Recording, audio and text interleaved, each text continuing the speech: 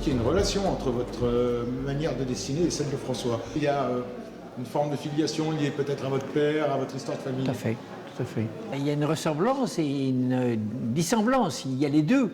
Mais on s'est développé ensemble, on a beaucoup appris l'un de l'autre.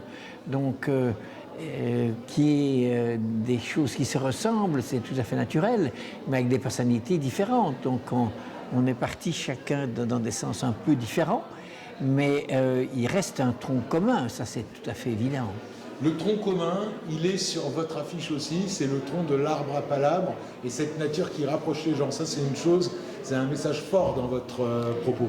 Oui, et qui est plus de mon côté que de celui de François. Et en fait, avec François, on s'est vite rendu compte que nos deux univers ne se juxtaposaient pas de manière positive.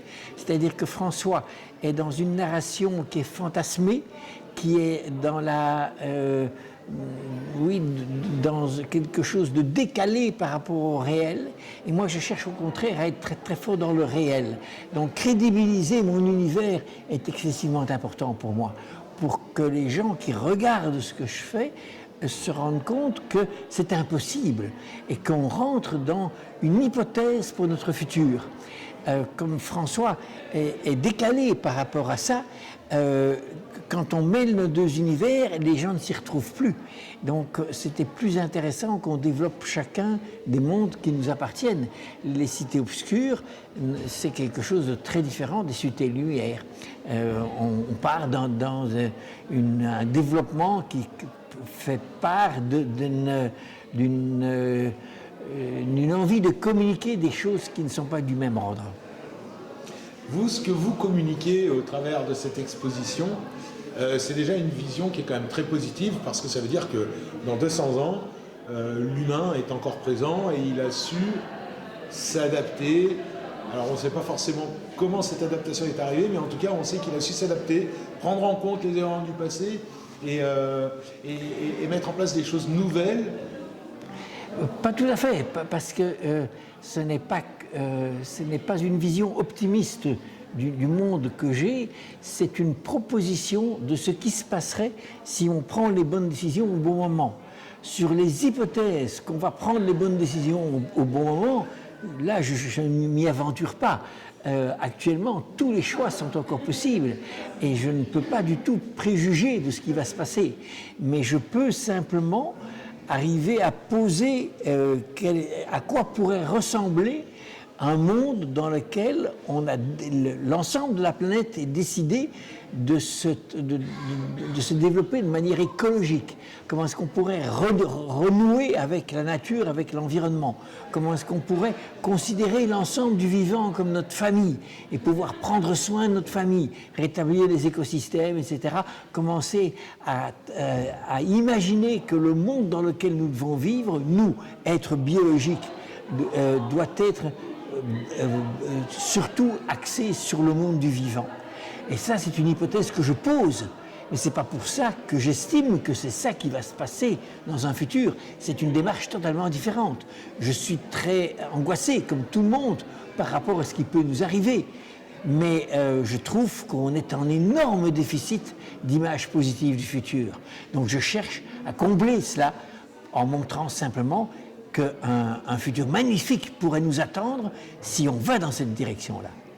Est-ce que ce futur magnifique que vous avez dessiné, qui est derrière vous, qui est dans l'exposition, il s'oppose au développement fou de la technologie? Et je ne parle pas de la consommation, je parle bien des techniques, des apprentissages, des savoirs, des connaissances scientifiques qui évoluent dans le temps. Certainement pas la connaissance. D'une mauvaise emploi à la connaissance, oui. Dès le moment où on rentre dans un système capitaliste dans lequel l'argent est la toute première valeur, là on a complètement dévié. Plus on fait de l'argent, plus on est gagnant. Non, ça c'est un dérapage, c'est un cercle vicieux. C'est pas une valeur, l'argent, c'est un moyen d'échange, simplement. Et tant qu'on a perdu cette notion essentielle, alors là, le dérapage est colossal. Et c'est ce qui se passe actuellement. Donc il faut revenir à des véritables valeurs. Quelles sont les valeurs dans lesquelles nous pouvons avoir véritablement confiance. Pour moi, ce n'est pas les religions, ce n'est pas les politiques, ce n'est pas les partis politiques, ce n'est pas la philosophie, c'est la nature. La nature, c'est une valeur incroyable. Nous sommes un produit de la nature. On est la suite d'une évolution incroyable et tout ce que la nature a fait est 100% durable. Et plus le temps passe, plus elle se perfectionne, plus elle est stable, plus elle est riche, plus elle évolue, plus elle devient absolument superbe. Tant que nous n'intervenons pas pour la détruire. Quand on fait ce constat, on se dit, ben là, on a complètement faux. On est parti actuellement dans une très mauvaise direction. Quelle serait la bonne direction? Ça, c'est la question que je me pose et que j'essaye de répondre par mes dessins. Vous avez dessiné de nombreuses villes que vous avez imaginées dans environ 200 ans, quelque chose comme ça. Vous pourriez dessiner Amiens et sa cathédrale, sa tour Perret et le futur Nottipool, évidemment. Bien sûr. Ça pourrait faire partie d'une hypothèse très très intéressante. J'aime bien me plonger dans un terroir particulier. Donc, chaque ville a ses caractéristiques spécifiques. Et garder son identité, c'est totalement important. Ça fait partie des préoccupations qui ne sont plus actuelles. Actuellement, on est dans la mondialisation. Nos maisons sont des parallélépipèdes rectangles mondialisés, insipides, inodores, incolores, qui sont répartis partout dans le monde, sans aucune attache à un terroir. Je trouve ça fondamentalement une erreur, et dans laquelle nous payons un prix considérable. Chaque ville, avec une identité particulière, commence à devenir riche. Parce qu'alors, voyager, c'est découvrir d'autres univers, d'autres manières de penser, d'autres personnalités. Et c'est rentrer dans la spécificité de chacun. Nous n'avons personne à la même tête. C'est important de comprendre cela. Mais par contre, on a 2 yeux, un nez, une bouche. Et dans toutes ces différences, c'est ce qu'il faut retrouver dans une architecture, dans quelque chose comme ça. Cette personnalité qui est inhérente à chaque individu. Et moi, c'est ce que je cherche à faire quand je travaille sur une ville.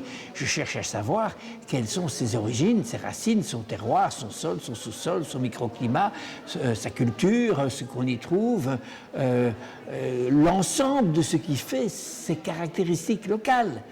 Et en travaillant là-dessus, je trouve quelque chose qui lui appartient en propre.